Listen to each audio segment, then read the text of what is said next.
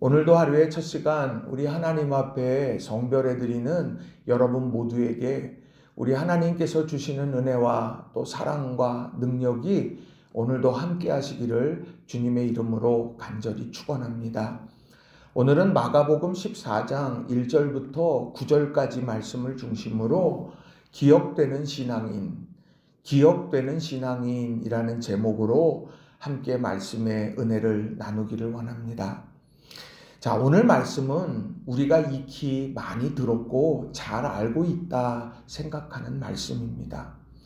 그 내용은 이렇습니다. 예수님께서 십자가를 지시기 전에 베다니 나병 환자 시몬의 집을 방문하셨습니다. 그리고는 식탁을 함께 하셨어요.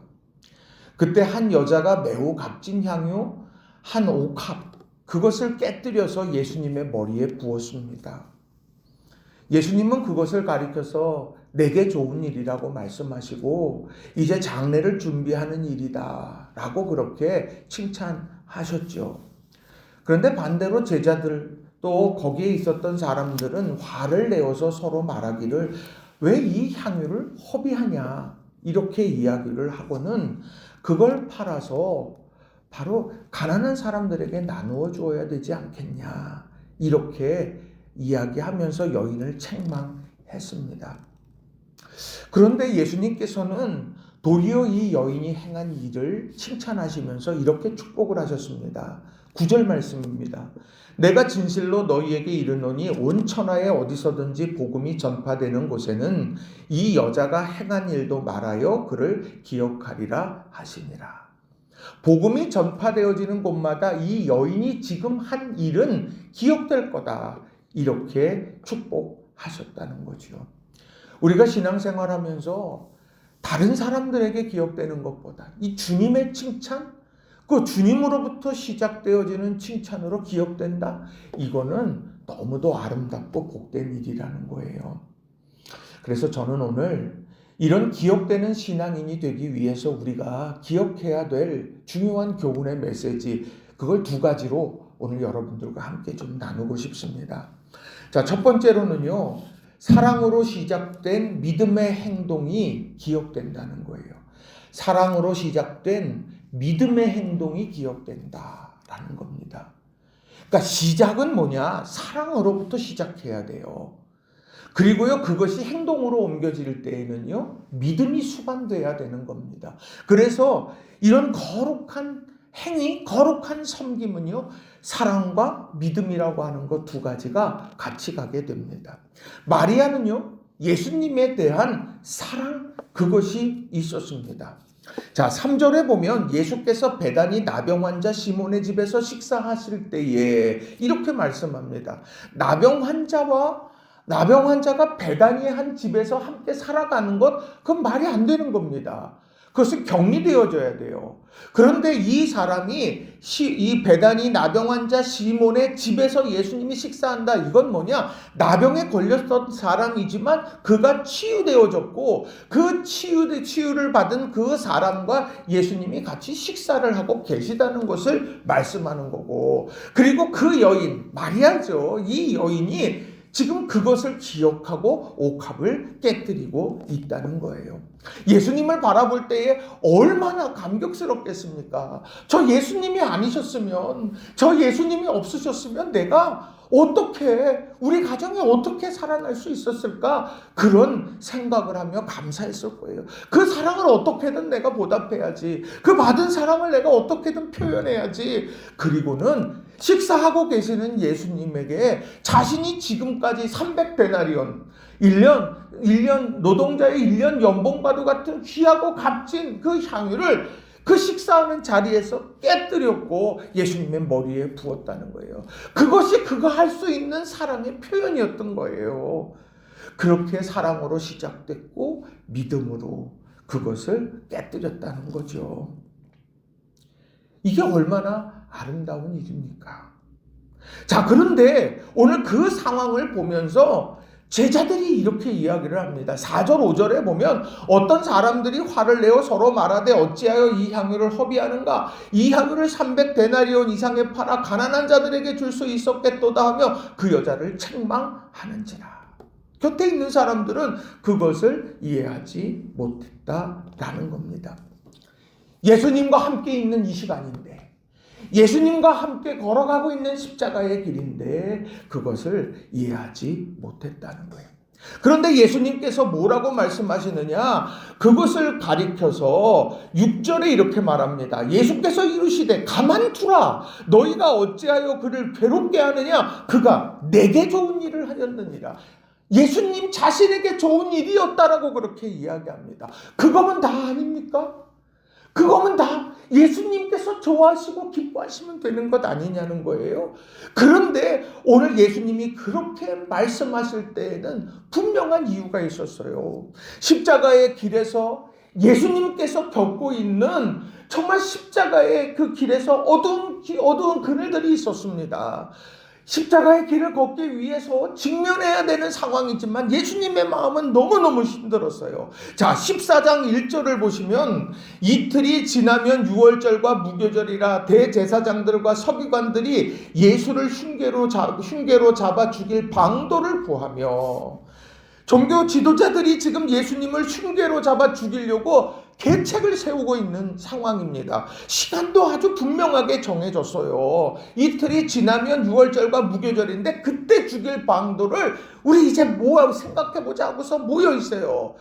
이제 십자가의 길을 걸어갈 때 그게 예수님에게는 닥쳐오는 그늘이고 어둠이었죠. 자, 그런 길에서 제자들은 어떻습니까? 14장 4절과 5절에 나오는 말씀처럼 예수님의 마음을 헤아리지 못합니다. 예수님에게 좋은 일? 그거보다 왜 이것을 이 향유를 허비하느냐? 300대원 데나리온 이상에 팔아 가난한 자들에게 줄 수 있었겠도다. 그게 더 중요하지. 주님보다 그게 더 중요한 거야. 그렇게 이야기를 하면서 책망하기까지 합니다. 예수님의 그런 제자였지만 예수님의 마음을 헤아리지는 못했다는 거예요. 예수님의 가난한 자들에 대한 관심이 없었어요? 그게 아니에요. 지금 이 순간에 무엇에 집중해야 되는지 그들은 알지 못했다는 거예요. 14장 10절부터 11절에도 이렇게 말합니다. 12 중에 하나인 가룟 유다가 예수를 넘겨주려고 제사장들에게 가매 그들이 듣고 기뻐하여 돈을 주기로 약속하니 유다가 예수를 어떻게 넘겨줄까 하고 그 기회를 찾더라. 12 중 하나인 가룟 유다라고 말합니다. 12이 뭐예요? 제자들 아닙니까? 제자들 중에 하나인 가룟 유다가 예수님을 팔아버리려고, 넘겨주려고 지금 흉계를 마련하고 있는 대제사장들에게 가서 내가 내 스승 팔겠다고, 내 주님 팔겠다고 그렇게 이야기하고 기뻐합니다. 돈을 받고 기뻐해요. 너무너무 행복합니다. 어떻게 넘겨주지? 이제 돈 받았으니 어떻게 넘겨주지? 그렇게 하고 있는 거예요. 이런 상황 속에서 예수님의 마음을 헤아리고 예수님께 진정 사랑하고 그리고 예수님을 위해서 믿음으로 향유옥합을 깨뜨리는 그 여인, 예수님께서 기뻐하지 않을 수 있었겠느냐는 거예요. 오늘 우리 삶에 사랑으로 시작된 믿음의 행동, 이것이 주님을 기쁘시게 한다라는 것, 이것을 우리는 늘 기억해야 합니다. 왜냐하면 우리는 생각하다가 행동으로 못 옮기는 때도 있고 이 상황 속에서 내가 어떻게 해야 될까 고민만 하다가 한 걸음도 못 나갈 때가 참 많아요. 그리고 어떤 일을 하는데 사랑에서 벗어나서 사랑 때문에 하는 것이 아니라 내 시기심 때문에, 내 질투 때문에 하게 되는 경우들도 있더라는 거예요. 근데 중요한 건 뭐겠습니까? 주님에 대한 사랑으로 그리고 거룩한 믿음으로 행동하게 될 때 주님께서는 그것을 너무도 기뻐하십니다. 14장 1절에 예수님을 죽일 방도를 구하는 종교인들, 14장 4절 5절에 제자들의 착각, 14장 10절부터 11절의 제자들의 배신, 이것이 예수님이 십자가에 달리실 때만이 있었던 일일까요? 지금도 마찬가지입니다. 어떻게 하면 예수님을 이용할까? 어떻게 하면 예수님께서 그 예수님의 생각보다 예수님에게 좋은 일이 아니라 내게 좋은 일이 되도록 할까? 우리는 끊임없이 그래요. 예수님을 팔아버리고 기뻐하며 어떻게 넘겨줄까? 제자 중에 하나였지만 직무를 떠나고 그렇게 하게 되는 수많은 유혹 속에 넘어지는 일이 너무도 많다는 거예요. 여러분, 오늘 하루를 살아갈 때 기억되는 신앙인이 되기 위해서 사랑으로 시작하시기 바랍니다. 그 사랑은 뭐겠습니까? 저는 고린도전서 13장에 나오는 그 사랑장에 대한 이야기를 여러분에게 전하고 싶어요. 거기에 보면 다른 여러 가지가 있지만 사랑은 자기의 유익을 구하지 않는다. 내 유익을 위해서 하는 건 그건 솔직하게 나를 위한 거죠. 사랑이 아니에요. 공로죠. 그런데 중요한 건 사랑은요, 자기의 유익을 구하는 것이 아니다. 예수님은 그것을 먼저 그의 나라와 그의 의를 구하는 거라고 말씀했고, 바울 사도는 나는 죽고 예수로 살아가는 거라고 표현하고, 이제 그리스도께서 내 안에서 살아가시는 거다. 이렇게 바울 사도는 표현했다는 겁니다. 마리아는요, 위대한 일을 하려고 옥합을 깬 게 아니에요. 그저 사랑 때문에 한 거예요. 그 사랑 때문에 한 거룩한 헌신 앞에 예수님께서는 복음이 전해지는 곳마다 이 여인이 행한 일은 반드시 기억될 거다. 여러분, 오늘 하루를 살아가면서 사랑으로, 믿음으로 아름다운 일들을 가정에서, 주님의 몸된 교회 공동체 안에서, 그리고 세상의 한복판에서 여러분이 힘있게 이루어가는 저와 여러분이 다 되시기를 주님의 이름으로 간절히 축원합니다. 자, 두 번째로는요, 비판을 멈추고 위로하고 격려해야 한다는 거예요. 비판을 멈추고 위로하고 격려해야 한다라는 겁니다. 자, 이 여인이 행한 일이 복음이 전파되어지는 곳마다 기억된다고 말을 합니다. 너무너무 아름다워요. 그런데 중요한 거는요, 오늘 제자들이 행한 일들도 이것이 전해지고 기억되었다는 거예요. 이게 얼마나 안타까워요. 자, 오늘 본문에 보면 이런 거룩한 섬김과 헌신 앞에 제자들의 반응 참 의아해요. 자, 마가복음 14장 4절. 어떤 사람들이 화를 내어 서로 말하되 어찌하여 이 향유를 허비하는가. 그 향유를 허비합니다. 주님께 사용하면 그것이 허비되는 거예요. 사랑으로 행한 일들을 허비하는 겁니까? 화를 내요. 심지어 너무너무 화를 냅니다. 그리고요, 마가복음 14장 5절에도 보면 이 향유를 300데나리온 이상에 팔아 가난한 자들에게 줄 수 있었겠도다 하며 그 여자를 책망하는지라. 자, 사람들이 화를 내고 있어요. 그리고는 그 여인을 책망합니다. 근데 이게 책망할 일입니까? 자신들이 피해본 게 뭐가 있어요? 자신들의 향유 옥합입니까? 그런데 그렇지 않음에도 불구하고 이 여인을 책망하고 화를 내기까지 합니다. 이게 이해할 수 없는 일이에요. 예수님께서 내게 좋은 일이다 라고 그렇게 평가하신다면 오늘 그것으로 족할 일인데 오늘 그걸 허비한다고 판단하고 있다는 거예요. 그게 뭔데요? 정말 가난한 자들을 사랑하기 위해서, 도와야 되기 위해서일까요? 포장하면 안 되는 거예요. 오늘 이 말한 사람이 누구냐? 요한복음 12장 4절에 보면 평행본문인데 거기에 보면 가룟 유다라고 분명하게 말을 합니다. 이 가룟 유다가 저거 300데나리온 이상에 팔아서 가난한 자들에게 나눠주면 더 좋을 텐데 왜 그걸 허비하느냐고 그렇게 선봉에 서서 말했던 게 가룟 유다인데 그가 오늘 본문에 보면 어떤 일을 하고 있습니까? 10절 11절에 열둘 중에 하나인 가룟 유다가 예수를 넘겨주려고 대제사장들에게 가매 그들이 듣고 기뻐하여 돈을 주기로 약속하니 유다가 예수를 어떻게 넘겨줄까 하고 그 기회를 찾더라. 자, 열둘 중에 하나인 가룟 유다가 예수님을 넘겨주려고 합니다. 자, 근데 뭐 합니까? 그들이 듣고 기뻐하여 돈을 주기로 약속하니 예수님을 어떻게 넘겨줄까? 기회를 찾는 거예요.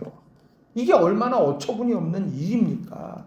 좀 전까지 가난한 자들, 그 사람들에게 이 향유를 팔아가지고 나눠주면 더 좋았겠다. 왜 허비하느냐고 말했던 그가 예수님을 팔아요.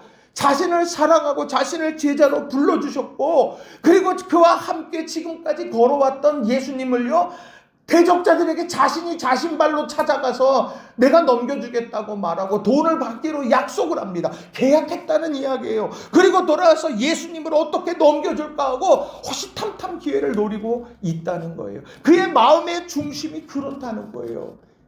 오늘 이런 상황들이 우리들에게 너무도 많이 있다는 거예요. 아니요, 이런 유혹이요 우리 곁에 곳곳 도처에 그렇게 있습니다.